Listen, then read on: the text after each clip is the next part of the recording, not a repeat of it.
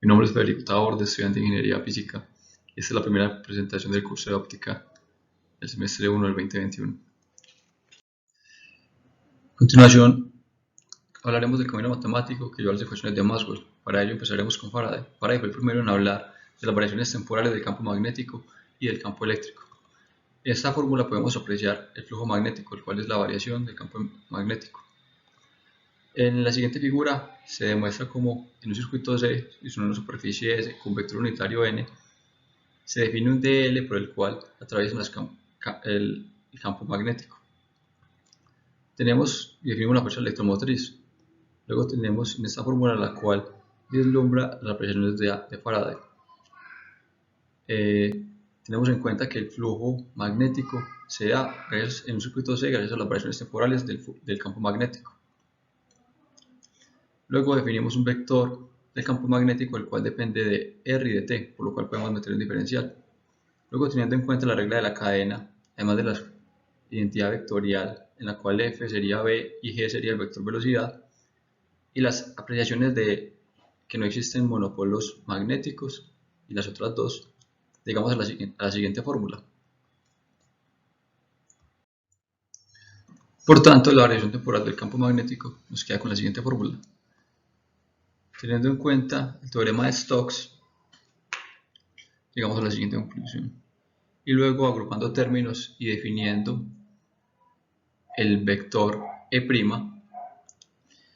coincidimos en que sobre una superficie arbitraria S infinita, la integral de superficie sobre este vector va a ser igual a 0, con lo cual nos queda la ley de Faraday en términos diferenciales.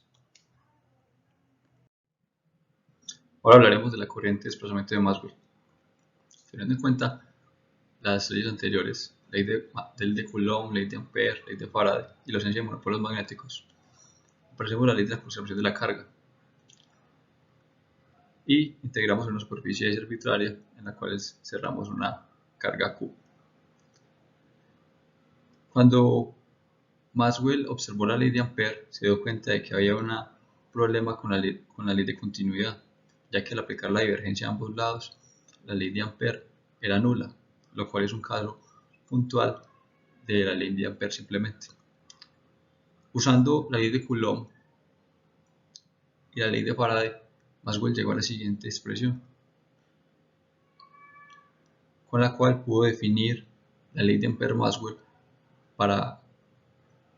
en general para campos estacionarios y para demás campos, en la cual la derivada parcial con respecto al tiempo del vector D se refiere a la corriente de desplazamiento. Después del camino matemático recorrido, llegamos a las ecuaciones de Maxwell, las cuales son 4.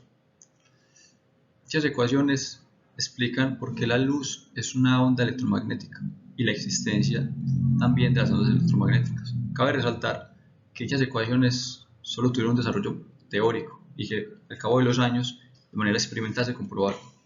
Por ello, queremos hacer fuerte énfasis en que las matemáticas son el lenguaje de la ciencia y que sin ellas no llegaríamos a ningún lado.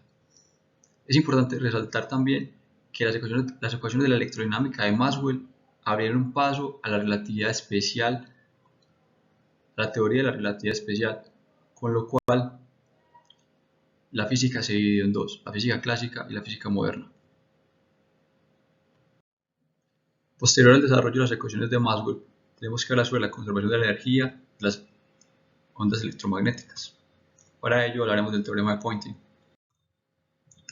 Para poder definir el teorema de Poynting, primero partimos de una fuerza, que es la fuerza de Lorentz. Luego, esa fuerza la multiplicamos por la que nos dé la potencia. Teniendo en cuenta esta consideración, lo que antes consideramos como una carga, ya consideramos como un flujo, cuál sería ρ. Para ello tendremos en cuenta la ecuación de Ampère-Maxwell, seguida de que dicha densidad de carga será integrada sobre un volumen, teniendo en consideración la identidad geométrica. Continuamos y usamos la ley de Faraday para llegar al siguiente término.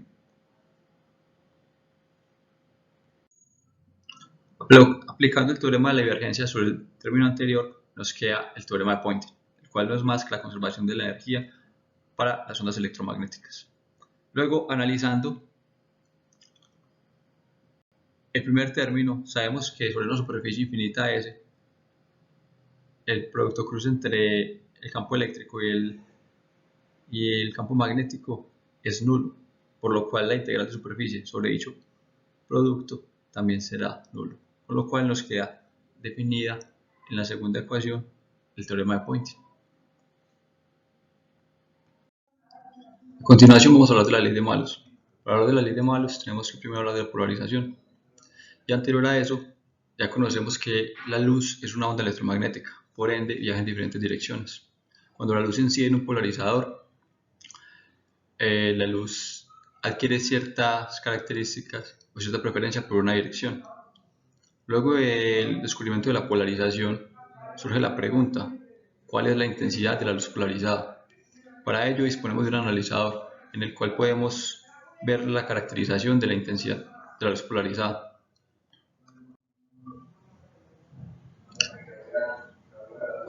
Conocemos que la amplitud de la componente paralela al campo eléctrico es igual a la amplitud inicial por el coseno del ángulo, definida de la siguiente manera.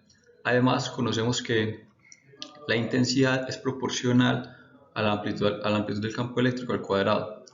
Con esta información, Malus reunió todos los conceptos, los sintetizó y los reunió en la siguiente ley, la cual nos dice que la intensidad es igual a la intensidad incidente por el coseno al cuadrado del ángulo.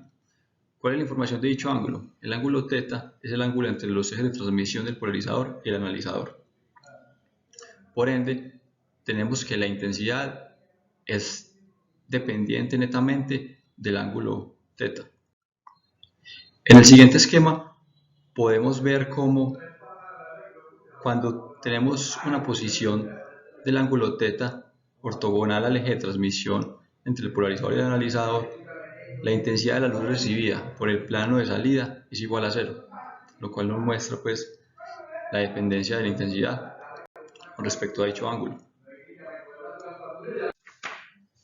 A continuación vamos a hablar de la birrefringencia. La birrefringencia es una propiedad de ciertos cristales que consiste en doblar un rayo en dos rayos refractados. Los rayos refractados están linealmente polarizados de manera perpendicular entre sí. Tenemos el siguiente esquema. Tenemos un plano de entrada, un polarizador, una placa plana birrefringente de grosor D, un analizador y un plano de salida. Podemos ver que el analizador está dispuesto a una posición de pi cuartos con respecto al eje de transmisión. La información del problema nos dice que en esa disposición el ángulo θ arroja una intensidad nula en el plano de salida, lo cual vamos a ver más adelante cómo se desarrolla. Del problema anterior tenemos que la intensidad es nula cuando el ángulo del analizador es igual a pi cuartos. Eso nos lleva a pensar en la ley de Malus, la cual se define como la intensidad es igual a la intensidad incidente por el coseno al cuadrado de dicho ángulo. Pero sabemos que la intensidad inicial es diferente de 0 y que el coseno al cuadrado de pi cuartos es diferente de 0, lo que nos lleva a pensar que tenemos que definir θ de otra manera. Entonces la definimos como un θ' igual a θ más una diferencia de fase definida delta phi. Por la birrefringencia se produce dicha diferencia de fase y sabemos que dicha diferencia de fase está entre 0 y 2pi. Ahora, la ley de Malus nos queda: la intensidad es igual a una intensidad incidente por el coseno al cuadrado de θ'P. Para que el coseno al cuadrado de θ' sea igual a 0, θ' tiene que ser igual a pi medios, con lo cual el ángulo más cercano entre 0 y 2pi para la diferencia de fase sería pi cuartos, lo cual nos lleva a pensar que la polarización que llega al analizador es circular.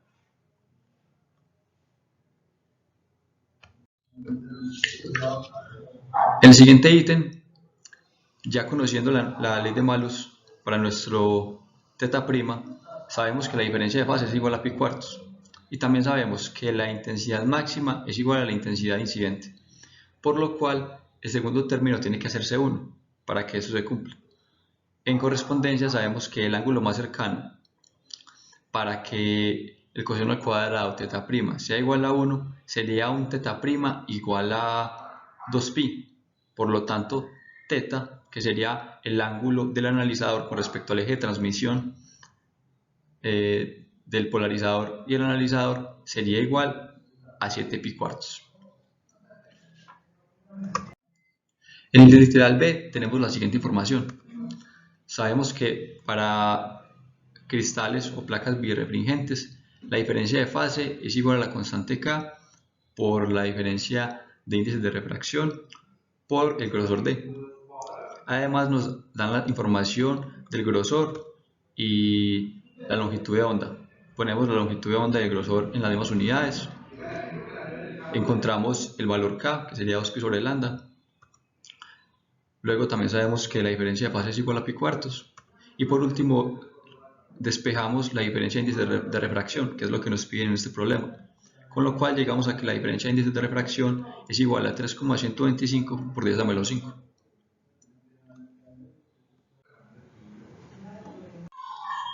Ahora hablaremos del cine 3D.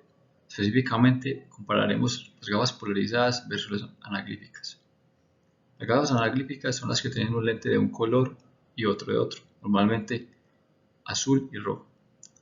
El problema con estas gafas es que la gama de colores que ve nuestro cerebro va en el sentido de los matices de los colores de dichos lentes, por lo cual no podemos ver en todo el espectro visible.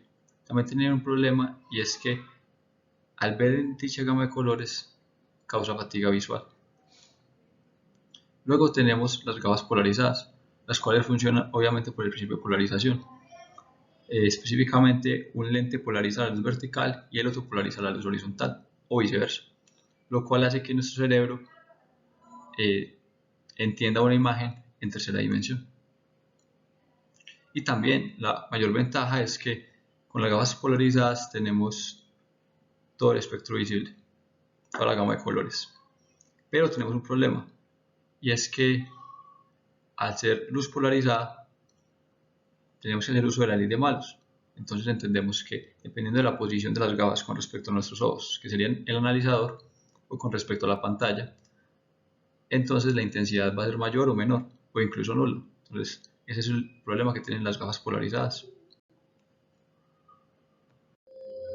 Por último tenemos la bibliografía, en la cual se nota pues como la investigación detallada de la cual saqué la mayoría de la información de esta exposición. Y también debo hacer la retroalimentación del desempeño que tuve con esta exposición. Primeramente me gustaría decir que tuve varios problemas, varios inconvenientes a la hora de buscar la información, pero también fue un desafío porque nosotros como carrera de ingeniería es más común hacer proyectos, hacer parciales y ese tipo de cosas. Entonces me ha gustado el reto de enfrentarme con tener que investigar algo, entenderlo, tener la capacidad de explicarlo. No ha sido fácil y creo que mi desempeño ha sido pues, medianamente sobresaliente. Entonces me calificaría un 4 para esta exposición y muchas gracias.